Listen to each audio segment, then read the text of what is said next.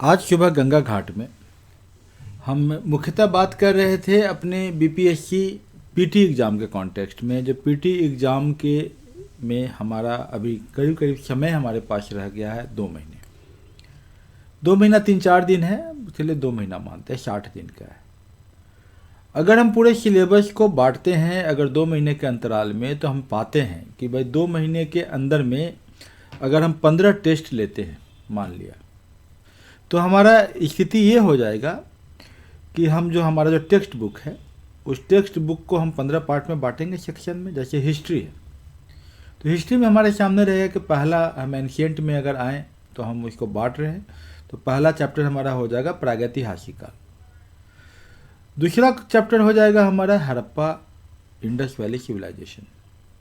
चलिए, ये तो हो गया एंशिएंट में। हमारा सोर्स क्या है? एक ही किताब की तो हम बात ही करते हैं, क्योंकि हम ये बात जानते हैं कि गाइड या इस तरह के चीज़ें जो मार्केट में अवेलेबल है वो आपको एक लंबे दौर में ले जाएगा, जहाँ कि आपको 5 साल 6 साल तक आपको घूमते रहना पड़ेगा। जब तक कि आप टेक्स्ट बुक नहीं पढ़ेंगे आप कॉन्टेक्स्ट में नहीं आएंगे। क्योंकि टेक्स्ट बुक कोई ऑथर लिखता है, जो ऑथर इंटेलेक्चुअल्स होते हैं, जो गाइड वगैरह लिखने वाले लोग 15,000 20,000 के रुपये कंटेंट के तौर पे लिखने वाले लोग होते हैं। तो हमारा जो बुक है वो है पूनम दलाल दहिया, जिसको कि हम लिखते हैं पढ़ते हैं। तो पूनम दलाल दहिया से 2 चैप्टर पढ़ना है और हम इस चीज़ को वहाँ पर गंगा घाट में एक्सप्लेन कर देते हैं, कुछ कोशिश करते हैं इसको यूट्यूब पे भी डाल देने का। तो 2 चैप्टर ये हो गया आपका एंशिएंट का, एक चैप्टर दिल्ली सल्तनत हो गया आपका, मेडिवल इंडिया का, मध्यकालीन भारत का, जो कि पूनम दलाल दहिया उसी बुक में है। और 2 चैप्टर या 3 चैप्टर अगर हम बात करें तो हो जाएगा हमारा राजीव अहीर का। जो शुरू के 2 चैप्टर तो इतिहास के स्रोत वगैरह वो तो पढ़ना नहीं है। हमारा शुरू हो जाता है यूरोपियन का आगमन से लेकर 3 चैप्टर, मतलब कि सिंध आक्रमण तक। स्वाभाविक है कि इस तरीके से पढ़ेंगे तो हिस्ट्री में आपका कोई भी क्वेश्चन गलत नहीं होगा, जो कि हम गंगा घाट पे इस बात को बता रहे थे। तो कहने का अर्थ है कि आपको ये हम बांट रहे हैं, अगर इसको 15 टेस्ट में बांटते हैं तो स्वाभाविक है कि हमारे पास 15 टेस्ट में हमें इसी स्पीड से चलना पड़ेगा। हिस्ट्री के ये हमारे 5 चैप्टर हो जाते हैं। जब हम ज्योग्राफी की बात करेंगे, ज्योग्राफी से क्वेश्चंस कम आते हैं, ज़्यादा क्वेश्चन हमारे आ जाते हैं साइंस एंड टेक से। साइंस एंड टेक में हम 2 चैप्टर की बात कर रहे हैं। मान लिया कि हम बात कर रहे हैं कि भाई चलिए फोर्स मोशंस की बात हो गई, बल या गति के नियम की बात हो गई, और प्रकाशिकी, इतना हम ले रहे हैं इस टेस्ट में। और इधर केमिस्ट्री में हमको 2 चैप्टर करना होगा, एटॉमिक स्ट्रक्चर, परमाणु की संरचना, और रेडियो एक्टिविटी, रेडियोधर्मिता। बायोलॉजी में 2 चैप्टर, जीवों का वर्गीकरण और सेल, कोशिका। हिस्ट्री से ज़्यादा क्वेश्चन आते हैं, 30 क्वेश्चन अगर आते हैं हिस्ट्री से तो 30-35 क्वेश्चन आ जाते हैं आपको साइंस से।